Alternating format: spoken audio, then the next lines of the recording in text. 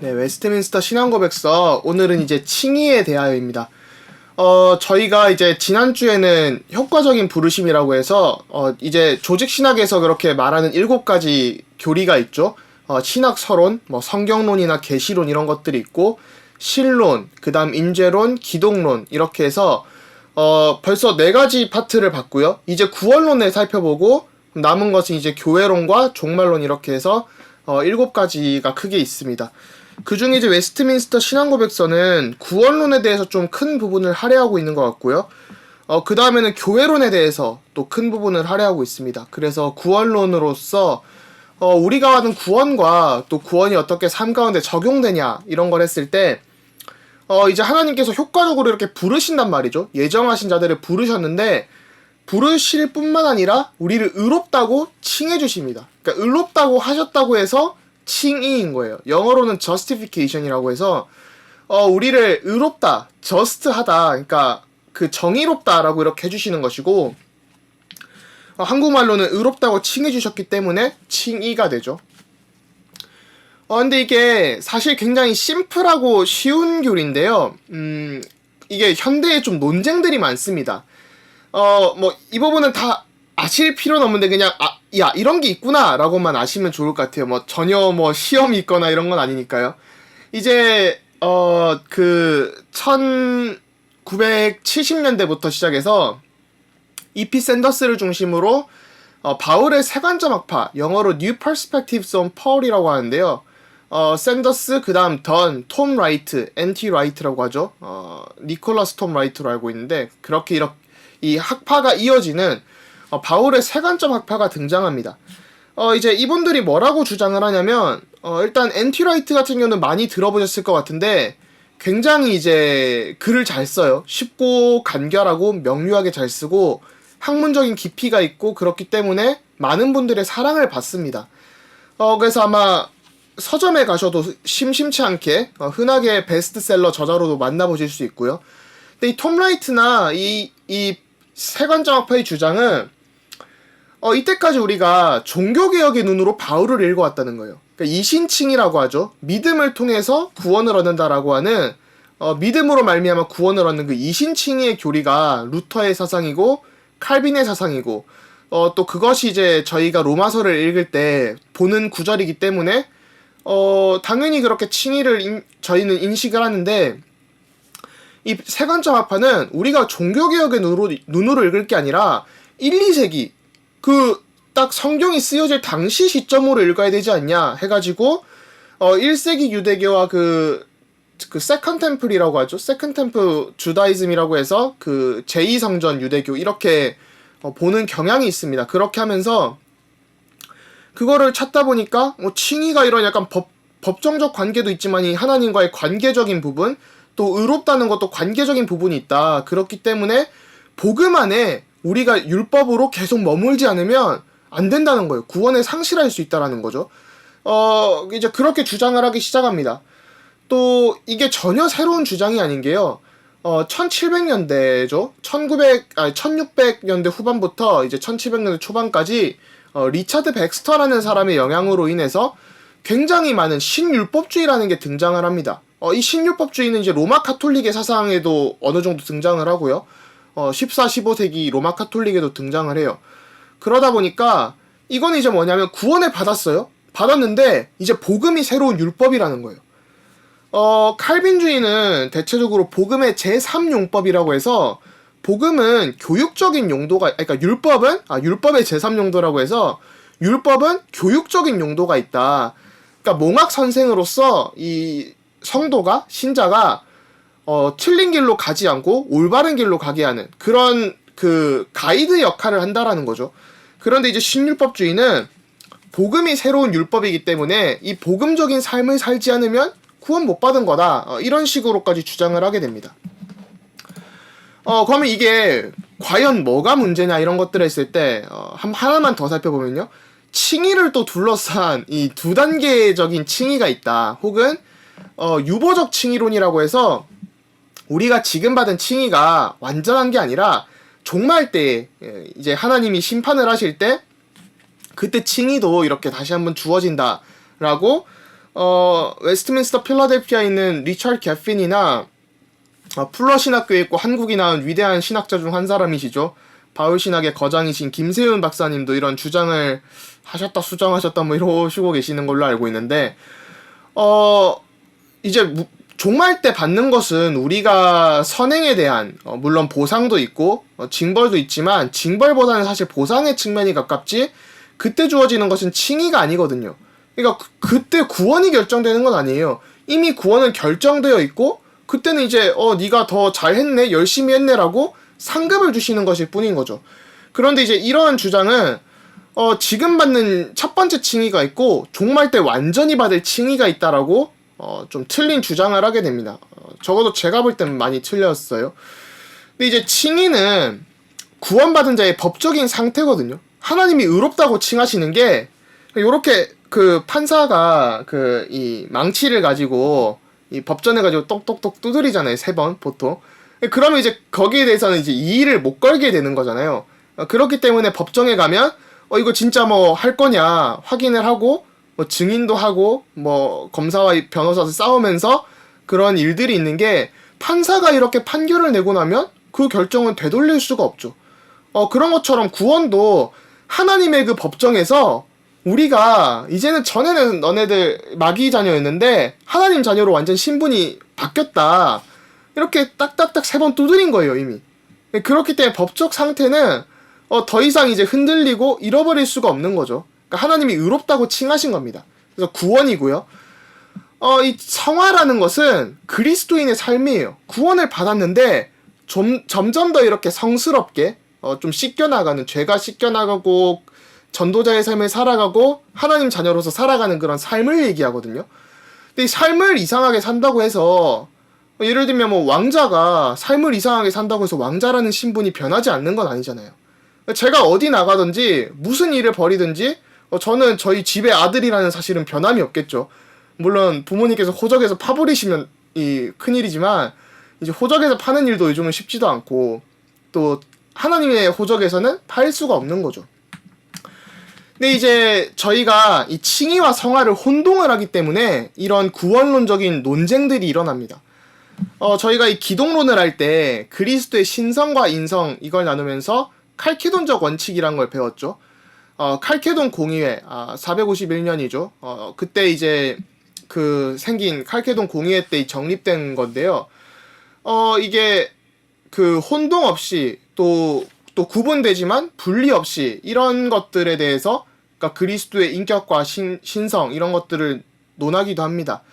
근데 많은 분들이 이 구분되지만 분리 없이만 바라보지 이 앞에 나오는 혼동 없이 이런 것들을 주목을 잘 안 하는 것 같더라고요.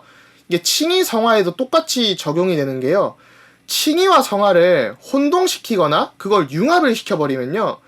방탕한 삶을 살면 구원을 받을 수 없다라는 결론에 이르게 되고 왜냐하면 성경에도 열매를 통해 나무를 알잖아요. 나무를 보면 열매를 알 수 있고 열매를 보면 나무를 알 수 있죠. 그런 것처럼 이걸 너무 혼동시켜버리면 이 삶과 구원이 그럼 너 오늘 좀 뭐 부도덕적인 일을 했어요? 그럼 이제 구원 못 받았다 이렇게 이해를 해버립니다. 그리고 이거를 너무 분리시켜버리면요. 구원받고 방탕한 삶을 살 수 있는 그런 근거들이 되죠. 그러니까 사실은 복음은 도덕적인 요소를 포함을 하잖아요. 도덕적인 게 복음도 아니고 복음이 도덕적인 것도 아니지만 그 복음은 도덕적인 요소들도 어느 정도 가지고 있거든요. 성경에서도. 그러니까 저희가 도달할 수 있는 결론은 하나님 자녀이기 때문에 복음에 합당하게 사는 겁니다. 그러니까 합당하게 살고 도덕적으로 산다고 해서 구원을 받는 게 아니라 전에는 그렇게 할 수 없었지만 내 힘으로 해도 구원 못 받지만 우리가 이제 하나님 자녀이기 때문에 이 복음에 합당하게 살아갈 수 있는 거예요. 복음이 완벽하고 완전하고 그리스도께서 이 땅에 오셨기 때문에 그 모든 지위를 버리시고 오셨기 때문에 우리의 권리도 내려놓을 수 있는 것이고 다른 사람을 사랑할 수 있고 섬길 수 있는 거죠. 그래서 교회가 어떤 가르침이나 뭔가 권위적으로 이렇게 사역을 하는 게 아니라 섬김으로써 사람을 살리고 사역을 하는 거거든요. 그런 것들이 사실은 이 칭의론에 대한 이해, 구원에 대한 이해가 교회 사역뿐만 아니라 우리 인생의 자세나 삶의 자세까지도 영향을 끼친다고 저는 믿습니다. 그래서 영국의 개혁파 신학 같은 경우를 보면요. 특히 영국 개혁파 신학에서 사실 웨스트민스터 신앙고백서가 나왔죠. 이때 이제 그 라무스라는 라무스라는 학자의 영향을 받아서 이건 일반 철학적 요소도 있어요. 그래서 이제 윌리엄 에임스나 윌리엄 펄킨스나 이런 사람들이 기독교 교리, 신학은 또 기독교 교리는 하나님 앞에 또 혹은 하나님에 대하여 살아가는 예술이다라고 정의를 했습니다. 그래서 그 Art of Living unto God이라고 해가지고 그 하나님 앞에서 혹은 하나님에 대하여 살아가는 예술이라고 표현을 한 거죠. 그러니까 우리의 삶이나 우리의 믿음이 어떻게 하면 하나님 앞에서 하나님에 대해서 올바르게 살아갈 수 있을까? 하나님께 영광 돌리는 삶을 살까라는 고민을 했습니다. 그래서 웨스트민스터 소요리문답 1문답도 인간의 최고 목적은 하나님께 영광을 돌리고 영화롭게 하며 그분을 영원토록 즐거이 누리는 삶이다. 이렇게 얘기를 하죠. 그래서 이 칭의와 성화가 사실 굉장히 심플한데 너무 혼동하는 그런 지금 학풍이 있다 보니까요. 교회에서도 좀 그런 것들이 가끔 보여서 조금 안타까운 것이 있는 것 같습니다. 예를 들면 저희 같은 경우면 전도자의 삶에 열매가 없다. 영접운동이 안 일어난다. 그렇다고 해서 저희가 전도자가 아니거나 구원을 못 받은 것이 아닌데 그런 뭔가 응답 중심의 신앙생활, 기복주의적인 신앙생활이 돼버리면 어느 정도 저희가 하나님이 역사하시는 거에 좀 기민하고 반응을 할 수 있어야 되지만 그것이 너무 기준이 되고 정죄하고 그런 것은 좀 약간 지나칠 수가 있죠. 그래서 오늘 이제 칭의란 무엇인가, 또 믿음이란 무엇인가를 살펴보고요. 또 그리스도 중심의 신앙생활 이런 얘기를 하는데 그럼 그게 무엇인가를 칭의를 제가 어제 준비를 하면서 너무 은혜가 많이 되더라고요. 그래서 그런 것들을 좀 살펴보게 될 것 같습니다. 그래서 이런 구원론은 유기적으로 이해를 해야 됩니다. 그래서 칭의가 나오면요, 그 뒤에는 성화도 나오고 선행, 견인들이 묶어서 이해가 되고요. 각각 이렇게 영향을 끼치기 때문에 방금 말씀드린 그 칭의 성화의 관계처럼요. 그래서 이걸 구원의 서정, 구원의 순서라고도 하고요. 또 구원의 황금사슬이라고도 표현을 합니다. 그래서 여기 보시면 예정이 있죠. 하나님께서 예정을 하시고 효과적으로 부르시고 또 중생, 회심, 칭의, 양자됨 여기까지 이제 하나님이 일방적으로 이제 선언을 하시는 부분이죠. 그 다음에 성화, 견인, 영화는 우리 인간이 신앙생활을 하면서 저희들이 이제 성화되어지고 또 견인되어지고 하나님께 이끌려서 붙잡힌 삶을 살고 또 영광스럽게 되어지는 과정들이 이렇게 구분이 조금 됩니다. 그래서 이게 유기적으로 꼭 그 젠가처럼 하나가 딱 건물 같은 것도 하나가 빠지면 우르르 무너질 수 있잖아요. 그런 것처럼 구원론도 하나가 빠지면 우르르 무너지는 그런 현상들이 발생을 하기 때문에 조금 잘 조심히 살펴봐야 되는 것 같습니다. 그래서 11장 1을 보면요. 너무 파란색만 있는데 그만큼 중요하기 때문이겠죠. 하나님께서는 효과적으로 부르신 사람들을 값없이 의롭게 여겨주신다. 이것은 그들에게 의를 주입하심으로써가 아니라 그들의 죄를 용서하시고 그들의 인격을 의롭게 여기시고 영접하심으로써 되는 것이다. 또한 이 칭의는 그들 안에 일어난 어떤 것 혹은 그들이 이룬 그 어떤 일 때문이 아니라 오직 그리스도 때문에 되는 것이다. 그리고 믿음 그 자체나 믿음의 행위 혹은 다른 어떤 복음적인 순종을 그들의 의로 그들에게 돌리심으로 되는 것이 아니라 그들이 믿음으로 그리스도와 그리스도의 의를 받아들이고 의존할 때 그리스도의 순종과 속죄를 그들에게 돌리심으로 되는 것이다. 그러나 그 믿음은 그들 자신에게서 나오는 것이 아니라 하나님이 주시는 선물이다. 굉장히 좀 은혜되는 구절인 것 같아요. 굉장히 잘 표현을 했다 싶고 첫 번째로 좀 살펴보면 효과적으로 부르시는 사람이라고 나오죠. 이게 앞부분과 연결이 됩니다. 저희가 10장에서 보니까 효과적 부르심이 나왔죠. 그래서 효과적으로 부르심을 받은 사람들, 한마디로 예수 그리스도를 듣고 영접한 사람들이 이렇게 부르신 걸 이제 칭의 받은 사람들이 다 얘기를 할 수 있고요. 의를 주입하심으로써가 아니라 오직 그리스도 때문에. 이 부분이 이제 로마 카톨릭 신학과도 좀 연관이 있는데요. 의롭다는 것이 우리에게 주입이 돼서 내가 의로운 사람으로 물론 인식이 되지만, 저희는 여전히 의롭다 동시에 죄인이거든요. 죄인인 동시에 의인이고, 의인인 동시에 죄인이죠. 이 부분은 이제 루터의 신학이라던가, 그 다음에 개혁파 신학에서 두드러지게 나타납니다. 그래서 저희가 의롭다고 칭함을 받은 거지, 우리의 본성 자체가 의로워진 건 아니에요. 우리의 본성은 여전히 죄와 싸우고, 어떤 하나님을 거역하는 부분들, 사단의 올무에 계속 걸려지는 부분들, 우리의 안 좋은 습관, 옛사람들이 있지만, 그리스도 때문에 우리가 의롭다고 칭하심을 받고, 우리가 그리스도를 믿을 때 그분께서 성취하신 의가 우리 것이 되는 거죠. 이사야서에도 보니까 그분의 의의 옷자락을 우리를 입혀주시고, 또 창세기 3장에 보니까 타락하자마자 가죽옷을 지어서 입혀주시고, 그리스도의 보혈의 옷으로 우리를 이렇게 덮어주셨기 때문에, 오직 그리스도 때문에 우리가 구원을 받는 것이지, 우리 안에 어떤 행위나 우리의 순종이나 어떤 것이 대단해서 구원을 얻는 것이 아니라는 거죠. 그래서 우리 신앙생활의 자세를 또 점검해 볼 수 있는 것 같습니다. 신앙생활 하다 보니까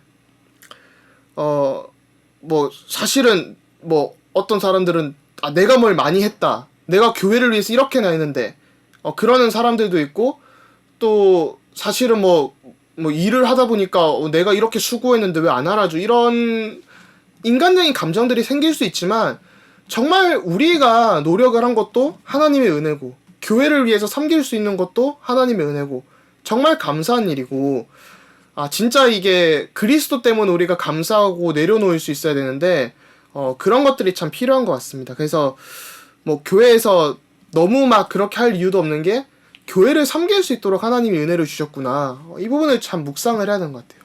그래서 믿음조차도 하나님의 선물이고, 우리가 믿은 줄 알고 내가 한 줄 알았는데 그조차도 하나님의 은혜고, 정말 하나님께 이끌리는 삶이 참된 신앙생활이고 참 감사한 삶이 아닌가 싶습니다.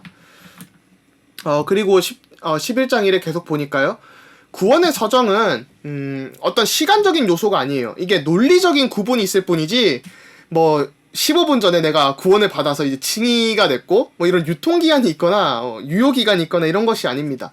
그러니까 칭의를 받았으니까 1시간이나 한 달이나 너 뒤에는 이제 성화가 일어난다, 이런 시간적인 것이 아니라요, 순서적으로 그냥 논리적으로 연결이 되는 겁니다. 그래서 구원의 서정이라고 하면 왜 한국어로 서정이라고 번역을 한지 모르겠는데 항상 서정이라고 하더라고요. 순서라고도 번역을 할 수 있죠. 라틴어로는 ordo salutis고, 영어로는 order of salvation이라고 해서 그 구원의 순서, 서정이라고 합니다. 그래서 구원의 서정이 16세기 당시에는 그렇게 유명한 단어는 아니었습니다. 근데 이제 이 웨스트민스터 신앙고백서가 17세기에 이렇게 정립이 되면서 그때 사실 좀 웨스트민스터를 정립한 사람들이 좀 좋아하고 좀 적극적으로 쓴 단어기도 하고요. 또 구원의 서정은 사실 효과적인 부르심을 받기 전까지는 칭의받지 않았다, 이렇게 얘기를 합니다. 그래서 하나님께서 복음적으로 부르실 때 효과적으로 부르셔야 이렇게 칭의받았다라고 얘기를 합니다. 이 11장 1이 워낙 중요하니까 좀 다시 한번 핵심 파트만 읽어보면요, 이것은 칭의는 그들에게 의를 주입하심으로써가 아니라 그들의 죄를 용서하시고 인격을 의롭게 여기시고, 그러니까 저희는 아직 죄인인데 하나님께서 의롭게 여기시고, 또 우리가 그리스도를 영접하심으로 영접하고, 또 예수님이 우리를 영접하심으로 되는 것이죠.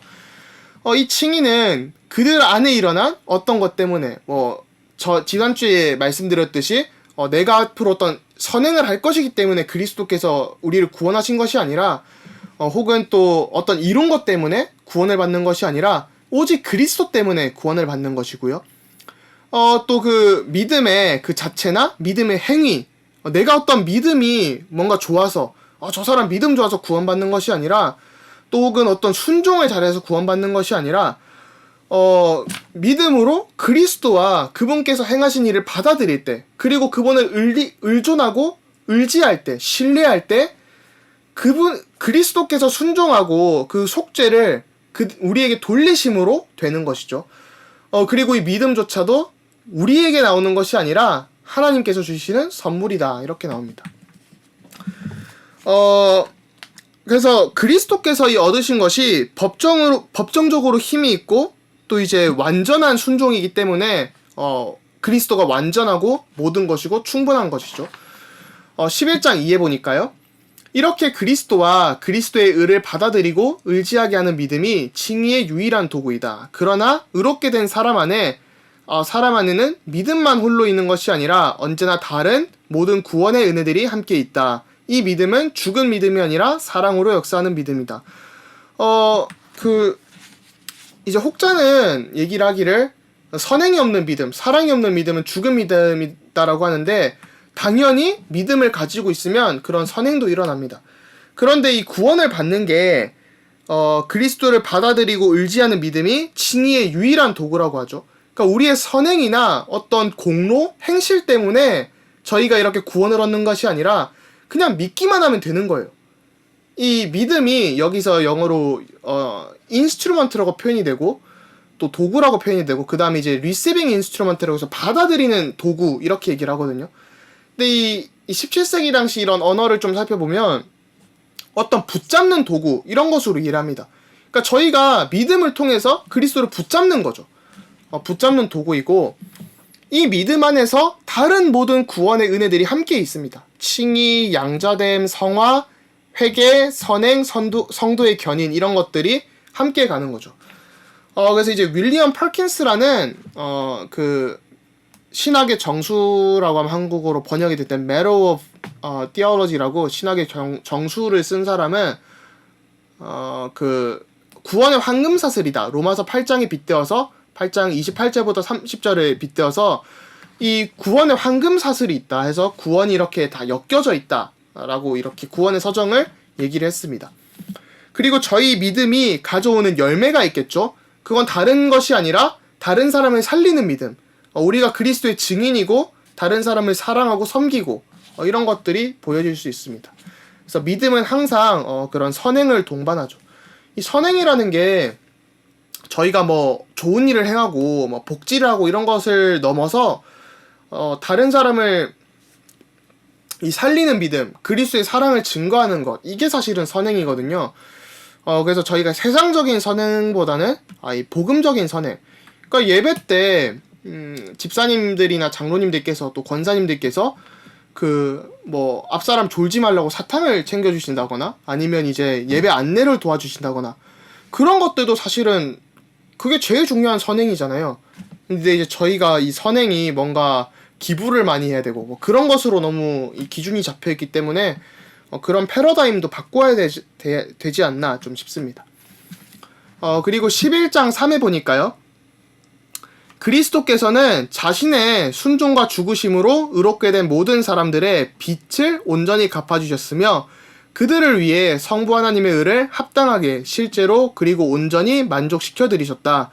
그리스도께서는 성부로 말미암아 그들을 위해 주신 바 되었으므로 성부께서는 그들을 대신한 그리스도의 순종과 속죄를 받으셨다. 그리고 이 순종과 속죄는 값 없이 주어지는 것으로서 그들 안에 그렇게 해줄 만한 어떤 것이 있었던 것은 아니다. 그러므로 그들이 의롭게 된 것은 오직 값 없이 주어진 은혜로서 이는 하나님께서 죄인들을 의롭게 하시되 의에 대해서는 엄정하시고 은혜는 풍성하심을 영광 가운데 나타내시기 위한 것이었다. 계속해서 이제 우리가 뭐 있어서 구원받는 게 아니라 하나님의 은혜로 구원받은 것이다 라고 나오게 되죠. 그래서 우리 안에 어떤 것이 하나님을 만족시켜드린 것이 아니라 그리스도로 인하여 그 만족이 되었고요. 이 칭의는 하나님의 정의와 자비를 드러냅니다. 그래서 법정적 칭의를 어떻게 보면 너무 법정적인 게 좀 차갑게 들리잖아요. 뭔가 이 따뜻한 부분은 없고 하나님이 심판하시는 것 같고 이런 것만 있는데 그런 게 아니라 이 칭의 자체가 사실은 굉장히 하나님의 정의와 자비를 드러냅니다. 그래서 죄인들을 의롭게 하시되 의에 대해서는 엄정하시고 은혜는 풍성하심을 영광 가운데 나타내시는 것이다 라고 하는 거죠. 그래서 하나님의 절대 주권과 은혜를 알기 때문에 내 주장을 할 것이나 내 생각을 내세울 것이 없어지게 되는 것 같아요. 자연스레 그리스도 중심의 신앙생활을 하게 되고 말씀 중심의 신앙생활을 하게 되죠. 그 말씀이 그리스도시기 때문에 우리가 진짜 말씀으로 인도받으려고 예배를 더욱더 사모하게 되고 또 성령인도 받으려고 발버둥을 치게 되는 것이죠. 이게 참 중요하다라는 생각이 듭니다. 그래서 신앙생활에 다른 것이 중요한 게 아니라 성령인도 받으려고 발버둥 치는 것만큼 말씀인도 받으려고 발버둥 치는 것만큼 중요한 건 없는 것 같아요. 그리고 11장 4에 보니까요. 하나님께서는 영원 전부터 선택한 모든 사람들을 의롭다고 하기로 작정하셨고 때가 참에 그리스도께서 그들의 죄를 위해 죽으시고 그들을 의롭게 하려고 부활하셨다. 그럼에도 불구하고 그들이 의롭다함을 받는 것은 성령께서 합당한 때에 그리스도를 실제로 그들에게 적용하실 때 이루어진다. 여기 보면 이제 영원 전에 선택을 하셔서 때가 참에 구속사 속에 완성을 하시고 부활을 하신 이유가 목적이 우리의 죄를 위해서 또 우리를 의롭게 하시려고 하셨다라고 나오죠. 그래서 성령으로 합당한 시간표에 이렇게 효과적으로 적용을 하신다라고 볼 수 있습니다. 그래서 이 영원 전이라는 단어가 되게 타락 전 선택설 같잖아요. 뭐랄까 타락 전 선택설 하면 보통 에베소서 1장 3절부터 5절에 영세전에 구원받기로 작정된 자는 다 믿더라. 뭐 이런 그 영어로 before the foundation of the world 이렇게 나오는데 그런 것처럼 좀 영원 전부터도 하니까 좀 그런 타락전 선택설 같은 뉘앙스가 있는데요. 저희가 이제 웨스트민스터 신앙고백서를 보니까 이 언어에 대해서 오픈을 해놨지만 웨스트민스터 3장 6에 보니까 여전히 타락 후 선택설에 좀 더 가깝거든요. 그러면 이건 어떻게 이해를 해야 되나 했을 때 타락 전에도 약간 오픈 열린 태도를 취했다라고도 볼 수 있고요. 그 다음에 이 영원이라는 것이 시간의 개념이 아니라 시간을 초월한 개념으로 봐야 돼요. 그래서 시간이라는 것은 사실 이제 일반 철학에서 뭐 하이데거나 이런 학자들 뭐 따라가다 보면 칸트도 그렇게 아마 정의를 할 것이고, 그래서 시간은 인간의 어떤 실존적인 상태에 대한 얘기를 많이 합니다. 그래서 우리 인간이 인간으로서 그렇게 공간과 시간에 이렇게 제약되어져 있고 그런 실존 상태에 대해서 좀 논의를 하기 때문에 이런 영혼은 단순히 시간이 이렇게 영원하게 끝없이 무한하게 팽창되어 있다 이런 개념을 넘어서 하나님의 시간은 어떤 무시간적인 또 초월하는 시간을 내려다보는 그런 것들로 이해를 해야 되기 때문에 시간을 초월하셔서 역사하시는 하나님의 은혜가 우리의 선택 가운데 있었다 이렇게 볼 수 있고요. 굉장히 갑자기 철학 수업이 돼버린 것 같은데요. 영원 전부터는 사실 그렇게 중요한 맥락은 아니기 때문에 간단하게 이해를 하시면 되고 핵심은 좀 이 부분에 있습니다. 그리스도께서 구속사 가운데 이 역사 가운데 구원 역사 가운데 구원을 완성을 하셨단 말이죠. 이걸 보고 라틴어로 히스토리아 살루티스라고 역사적 구원 역사 이런 객관적인 역사를 얘기를 합니다. 그래서 구원을 이루신 방법이 예수 그리스도께서 오셔서 그러니까 성육신을 하시고 공생애를 통해 본을 보이시고 죽으시고 부활을 하신 것이죠. 그래서 이게 구원이 객관적으로 딱 완성이 된 거예요. 그래서 저희가 이제 시험 문제 풀 때 객관식이 답은 딱 정해져 있잖아요. 그러니까 A, B, C, D 1번부터 4번까지 있으면 3번이 답인데 아무리 2번이 답이라고 우겨도 3번이 답이거든요. 또 객관적이라는 것은 누구나 볼 수 있도록 이렇게 뭐 방송으로 나타났다. 예를 들면 교회 광고도 잘 들어야 되는 이유가 교회 수련회 가는데 버스 뭐 7시에 출발합니다 했는데 8시에 와서 나는 8시로 알았는데 그 주관적인 의견을 표현하면 객관적으로는 7시에 광고가 나갔기 때문에 뭐 어쩔 수가 없는 거죠. 그런 것처럼 광고를 잘 들어야 되는데요. 그래서 이제 역사 속에 그리스도께서 이루신 게 이렇게 완성하신 게 역사적으로 또 객관적으로 나타나고 증명이 되었다라고 볼 수 있고요. 그 다음에 구원의 은혜가 개인의 시간표에 이렇게 맞추어져서 적용이 되죠. 효과적 부르심과 그런 걸 통해서 그걸 보고 이제 라틴어로 ordo salutis, 영어로는 order of salvation, 이 한국어로는 구원의 서정 혹은 구원의 순서 이렇게 얘기를 합니다. 이건 이제 주관적인 거죠. 그러니까 뭐 영접을 하고 뭐 영접을 하는 단계가 있을 수 있고 그 다음에 믿음을 누리는 단계가 있고 또 믿음 안에서도 정도가 있고 뭐 그런 순서들이 있잖아요. 뭐 어떤 순서라던가 아니면 그 정도가 충분히 다를 수 있죠. 사람마다. 뭐 신앙의 성장 정도도 다를 수 있고요. 그런 것처럼 이런 구원이 적용되는 것은 주관적이라는 겁니다. 그래서 이 영원 전부터 이 선택을 하셨는데 때가 참에 이 구원을 완성을 하셨고, 그럼에도 불구하고 그들이 의롭다함을 받는 것은 성령께서 합당한 때에 그리스도를 실제로 그들에게 적용하실 때 이루어지는 것이거든요. 그래서 저는 이 객관적과 주관적인 요소를 굉장히 좋아하고, 뭐 굳이 제 신학을 정의하자면 제 신학의 핵심 중 하나인 것 같습니다. 그래서 저희가 더욱더 그리스도의 복음을 증거할 이유도 여기 있는 것 같아요. 언제 하나님의 시간표일지도 모르고 완성이 돼 있기 때문에 저희가 증거를 할 수 있는 것이고, 정말 기쁜 마음으로 그리스도의 대사로서 나타나갈 수 있는 거죠. 그래서 저희가 이런 구원의 축복들을 누릴 수 있는 게 감사한 것 같습니다. 그리고 이거를 기독론을 보통 구원의 완성이라고 얘기를 하고요. 그러니까 히스토리아 살루티스에 해당하는 것을 기독론 개념이고, 이건 이제 구원론이죠. 웨스트민스터 신학교 같은 경우는 전통적으로 이 구원론을 성령론이라고 좀 쓰는 경향이 있어요. 그래서 저도 수업을 들을 때 Doctrine of Holy Spirit, 또 다른 말로 하면 Pneumatology 이렇게도 얘기를 하는데, 좀 그렇게 한 경향이 있고요. 이건 또 크리스톨로지라고 당연히 얘기를 합니다. 그래서 이 Redemption Accomplished, 구원이 완성되었다, 꼭 무슨 미션 컴플리트처럼, 그래서 구원이 완성되었다, 이게 이제 기독론, 구속사를 얘기하는 거고요. 구원이 적용되었다, 리뎀션 어플라이드, 이게 이제 이 구원의 서정, 구원론에 해당하는 거죠. 웨스트민스터 신학교 필라델피아 웨스트민스터 신학교에 유명한 신학자들이, 시대적인 신학자들이 참 많았는데, 그중 한 명이 또 존 머레이라는 학자분입니다. 소천하셨지만 머레이의 그 영향력이 지대한데, 머레이의 대표적인 저서가 이 구원의 이 Redemption Accomplished and Applied인데, 아마 한국어로도 번역이 돼 있을 것 같아요. 존 머레이 치시면 나올 텐데, 머레이의 책도 좀 읽어볼만 합니다.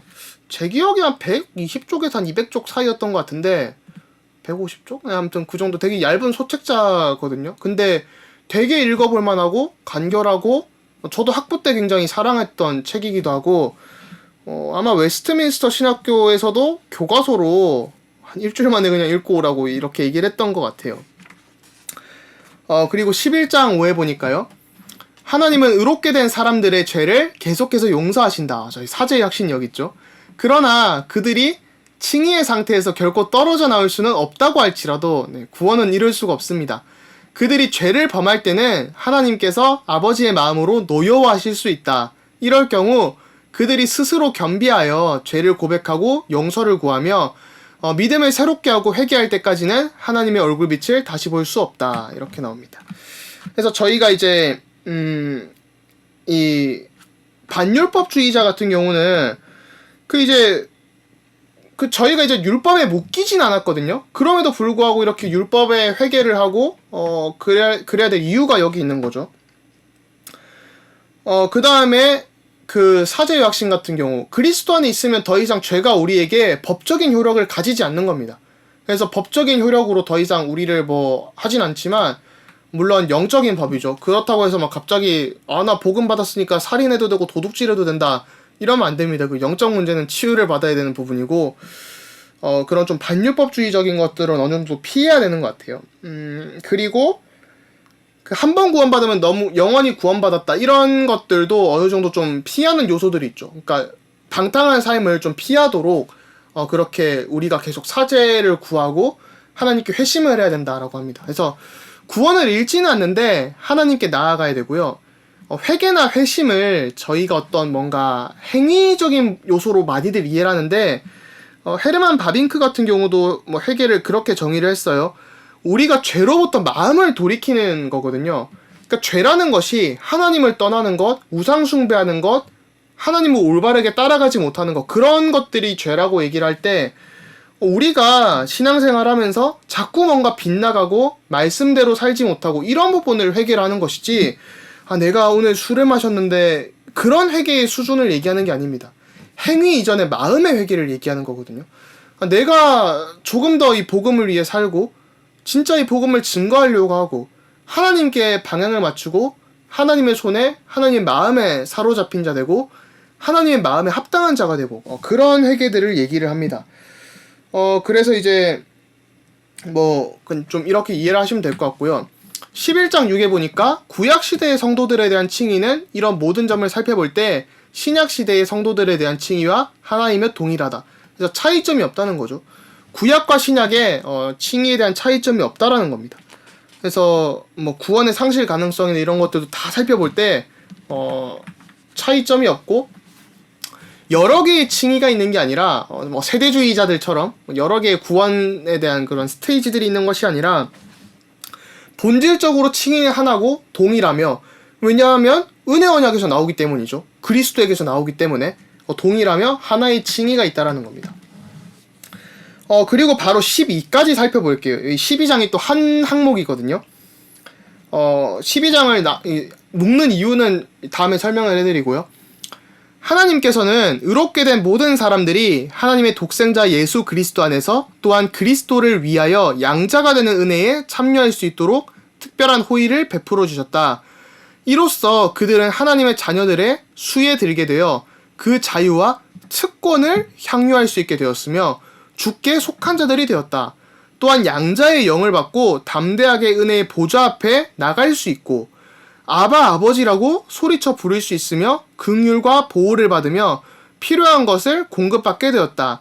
아버지에게 징계를 받는 것 같이 하나님께 징계를 받으나 결코 버림을 받지 않으며 오히려 속량의 날까지 인치심을 받고 영원한 구원의 상속자로서 약속을 물려받는다. 이렇게 나오죠. 그래서 성경 구절도 요렇게 14개가 이렇게 준비되어 있습니다. 이 양자됨을 왜 칭의에 포함을 시키냐면요. 칭의가 법정으로 이렇게 하나님의 자녀라고 선포를 하기 때문에 당연히 그 효과는 하나님의 자녀로 양자가 되는 것이겠죠. 그렇기 때문에 이 양자됨의 교리가 좀 중요하게 나옵니다.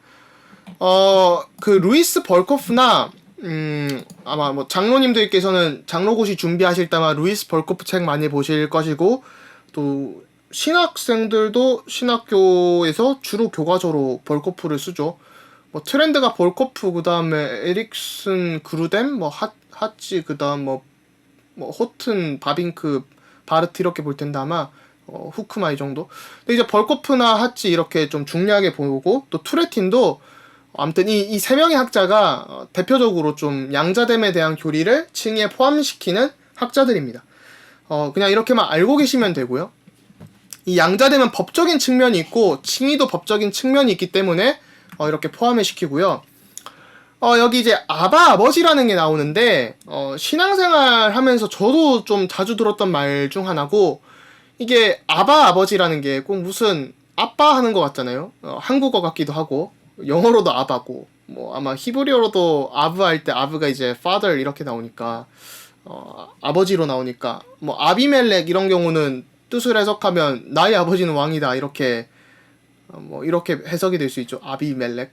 네, 그래서 그런 것처럼 아바 뭐 이게 어원이 어느 정도 있나 봐요. 또 이런 어원을 좋아해서 뭐 한자랑 뭐 이렇게 뭐 헬라어랑 또 다 비슷한 게 있다, 뭐 라틴어랑 비슷한 게 있다, 한국어가 그래서 뭐 유사한 점이 있다 찾으시는 분들도 가끔 계시던데 별로 중요한 것 같지는 않고요. 사실 뭐 언어학적으로 또 다양한 것이 있으니까요.